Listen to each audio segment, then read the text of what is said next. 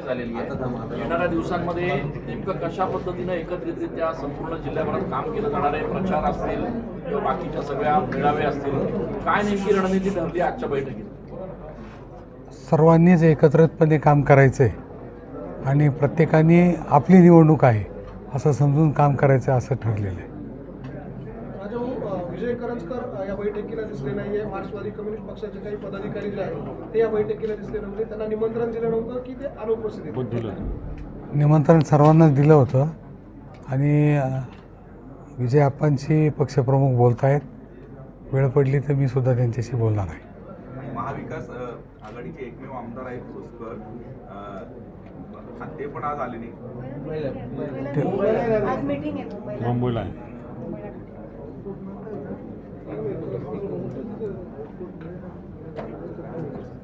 योगेश घोलप निवडणुकीच्या आधी विजय करंजकरांसोबत दिसत होते, आपल्यासोबत दिसत नाही। ते देखील विजय करंजकर यांच्या गटात सामील झाल्याचं चित्र दिसतं। त्यांचा मतदारसंघाचा प्रश्न होता म्हणून ते केलं।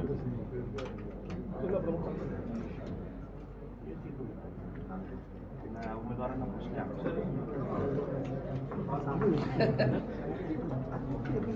त्यांनाही बोलते आम्हाला खुलासे कळते नाही।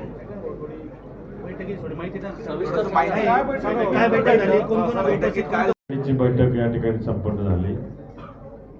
उमेदवार विजय करण्याचा निश्चय या बैठकीमध्ये झाला।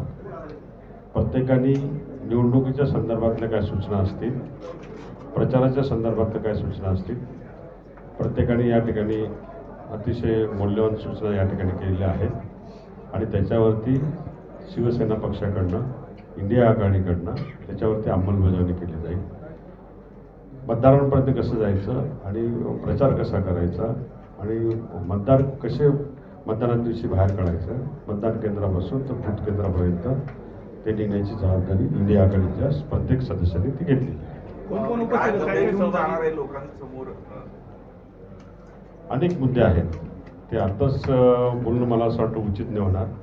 निवडणुकीचा फॉर्म भरल्यानंतर आम्ही काय करणार आहोत सध्या तर आम्ही तेच सांगतोय आणि समोरचा उमेदवार कोण येतो त्याच्यावरती ते सगळ्या गोष्टी डिपेंड असतात। इंडिया आघाडीच्या सगळ्या नेत्यांच्या मध्ये आहे का आणि या सभांसाठी कोणाकोणाचं नियोजन यामध्ये करण्यात? विधानसभेवाईज त्या सभा होतील आणि एक मुख्य सभा 15 मेला गोल्ड क्लबला आदरणीय उद्धव साहेबांची होणार आहे। त्यामध्ये इंडिया आघाडीचे लोक सगळे राहतील।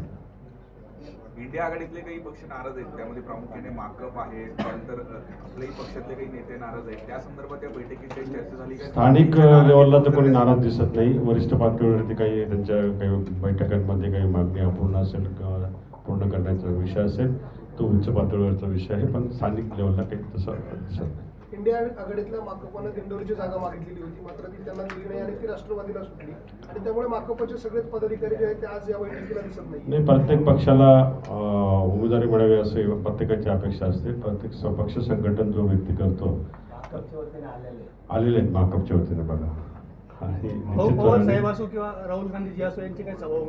निवडणुकीचा फॉर्म भरण्याची मुदत 26 तारखेपासून ते 3 मे पर्यंत आहे आणि त्या काळामध्ये दोघं पक्षाचे एकत्रित उमेदवार दिंडोरी लोकसभा आणि नाशिक लोकसभेचा एकत्रित फॉर्म भरण्याची या ठिकाणी विनंती केलेली आहे आणि मागणीच तशी केलेली आहे। त्यामुळे इंडिया आघाडी म्हणून दोघं उमेदवारांचे फॉर्म एकाच दिवशी भरण्याच्या दृष्टीने आम्ही प्रयत्न करणार आहोत। वाजेसाहेब, आपण 5 वर्ष आमदार होतात, मागचे 2 टर्म शिवसेनेला संधी मिळाली, प्रामुख्याने लोकसभा मतदारसंघाने भेडसावत आहेत। लोकसभा मतदारसंघात प्रश्न बरेच आहेत आणि वेगवेगळ्या ठिकाणी वेगळे प्रश्न आहेत। ग्रामीण भागातले प्रश्न वेगळे आहेत, शहरी भागातले प्रश्न वेगळे आहेत। त्याबाबत आमची सर्वांची आज चर्चा झाली आणि त्या हिशोबाने एक आपल्या लोकसभा मतदारसंघापुरता जाहीरनामा आम्ही काढणार आहोत आणि त्याच्यावर आम्ही चर्चा करणार आहोत। कुठल्या मुद्द्यांवर चर्चा झाली ते अजून आता सर्वांना सांगितलं, प्रत्येकजण आपल्या आपल्या सूचना देणार आहेत, त्या सूचनेवर आम्ही जाहीरनामा तयार करणार आहोत। अजून काही धन्यवाद। जय हिंद, जय महाराष्ट्र।